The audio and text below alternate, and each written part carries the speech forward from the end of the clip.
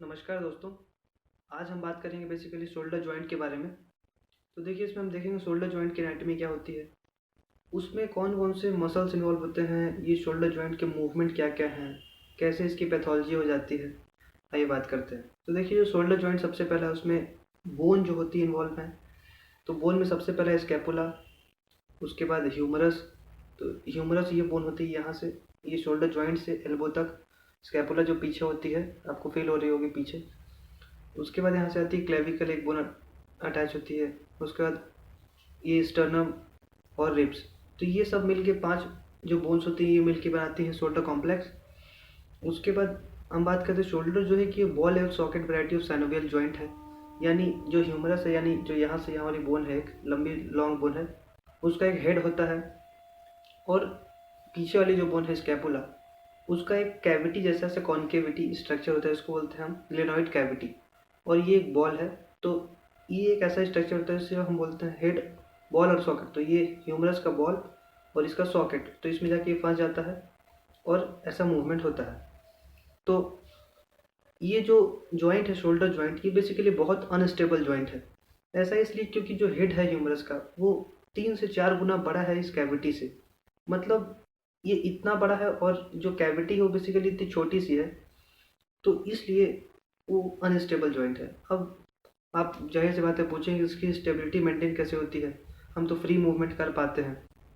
तो उसके लिए 3 स्ट्रक्चर्स है। सबसे पहले कोरेकोइक्रोमियल आर्च, यानी एक स्ट्रक्चर है कोरेक्वाइड प्रोसेस स्कैपुला का पीछे वाले बोन में, वहाँ से। और एक्रोमियम, वो भी एक प्रोसेस है स्कैपुला का। तो वो दोनों के बीच में एक आर्च बनता है, एक फाइब्रस बैंड बनता है, इसको बोलते हैं कोरेकोइक्रोमियल आर्च। वो बेसिकली सपोर्ट करता है शोल्डर जॉइंट को। दूसरा जो होता है मस्कुलर टेंडिनस कफ, एक मसल्स और टेंडन्स का जो कफ बनता है, उसमें 2 3 4 मसल्स मिलकर बनी हुई होती हैं। सुप्रास्पाइडस, इंफ्रास्पाइडस, टेरिस माइनर, सबस्कैपुलरिस और डेल्टॉइड, ये सब मसल्स मिलकर एक टेंडिनस कफ बनाती हैं जो कि शोल्डर जॉइंट को कवर करता है। तीसरा जो होता है ग्लेनॉइड लैब्रम। अब ग्लेनॉइड लैब्रम क्या होता है?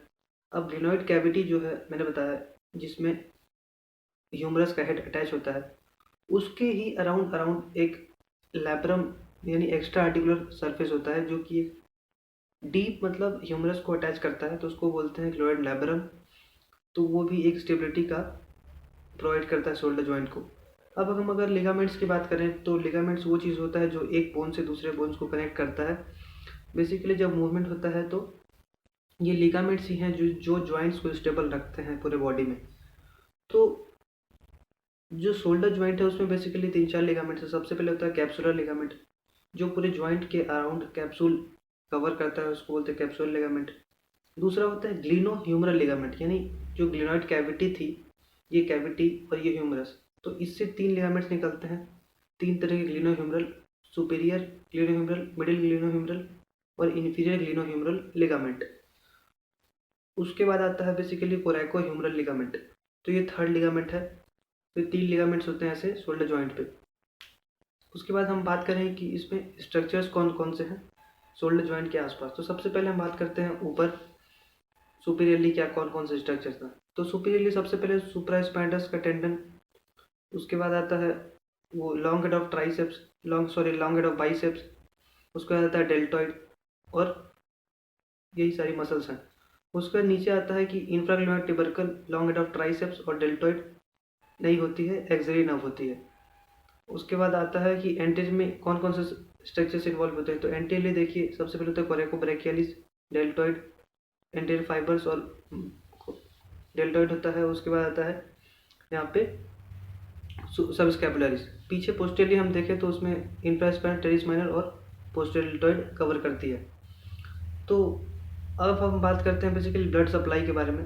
तो ब्लड सप्लाई कहाँ से मिलता है शोल्डर जॉइंट में? तो उसमें anterior posterior circumflex of humeral artery होती है, और उसके साथ साथ होती है सबस्कैपुलर आर्टरी और सुप्रास्कैपुलर आर्टरी। उसके बाद मूवमेंट की हम बात करें तो मूवमेंट में बेसिकली 6 मूवमेंट होते हैं शोल्डर जॉइंट पे। सबसे पहले होता है ये मूवमेंट, इसको फ्लेक्शन बोलते हैं, पीछे एक्सटेंशन, एबडक्शन, अडक्शन और मीडियल लेटरल रोटेशन। तो इसमें अलग अलग मसल इन्वॉल्व होती हैं। देखिए मसल्स की हम बात करते हैं। तो फ्लेक्शन में बेसिकली एंटीरियर डेल्टॉइड कोरेकोब्रैकियलिस इन्वॉल्व होती है। पीछे एक्सटेंशन मूवमेंट होता है, एक्सटेंशन में ट्राइसेप्स नहीं, पोस्टीरियर लेटिसिमस डोर्सा इन्वॉल्व होती है। उसके बाद एबडक्शन आता है। एबडक्शन बेसिकली 3 रेंज में होता है। सबसे पहला स्टार्टिंग रेंज जो कि सुप्रास्पाइनस कराती है 15 डिग्री तक एबडक्शन। उसके बाद 15 डिग्री से जो होता है 90 डिग्री तक वो कराती है डेल्टॉइड मसल, वो बेसिकली मेन एबडक्टर है शोल्डर जॉइंट की। उसके बाद जो ऊपर होता है सेटस एंटीरियर और सुप्रास्पाइनस दोनों मिलकर कराती हैं। अब हम बात करें कि मीडियल लेटरल रोटेशन कौन कौन सी मसल कराती हैं। तो जो ये मूवमेंट होता है ये, या फिर ये मूवमेंट, तो ये मूवमेंट होता है, इसमें 3 मसल्स हैं, पेक्टोरलिस मेजर, लेटिसिमस डोर्सी और टेरिस मेजर। और जो ये बाहर वाला मूवमेंट है इसमें भी 3 मसल्स हैं, इंफ्रास्पाइनस और टेरिस माइनर। अब इसके बाद बात करते हैं हम कि इसकी अप्लाइड एनाटॉमी क्या है। तो देखिए, जब कभी शोल्डर जॉइंट में यहाँ पे पेन होता है उसमें फ्रेनिक नर्व इन्वॉल्व होती है शोल्डर के टिप पे, या सुप्रास्कैपुलर नर्व इन्वॉल्व होती है। अब जो कैप्सूल होता है वो नीचे नीचे की तरफ, मतलब इन्फीरियरली, वो बहुत वीकली अटैच्ड होता है, मतलब वहाँ पे कैप्सूल नहीं होता है, आप ऐसा समझ सकते हैं। तो जो नीचे का जो डिसलोकेशन होता है ह्यूमरस का, वो बेसिकली बहुत कॉमन होता है, क्योंकि वहाँ पे कोई कैप्सूल अटैच नहीं है, मतलब कोई मसल नहीं है, कोई टेंडन नहीं है।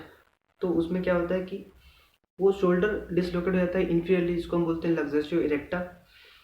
तो ये एक पैथोलॉजी है जो कि शोल्डर जॉइंट की डिसलोकेशन को बताती है। इसके साथ साथ और भी शोल्डर जॉइंट के डिसलोकेशन होते हैं, जैसे एंटीरियरली और पोस्टीरियरली। तो इसमें पोस्टीरियर डिसलोकेशन ऑफ शोल्डर बहुत कॉमन है।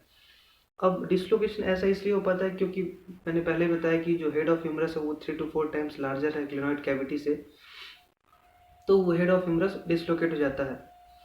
तो उम्मीद करता हूँ ये एनाटॉमी पार्ट आपको समझ में आया होगा। ऐसे ही मिलते हैं नेक्स्ट पार्ट में।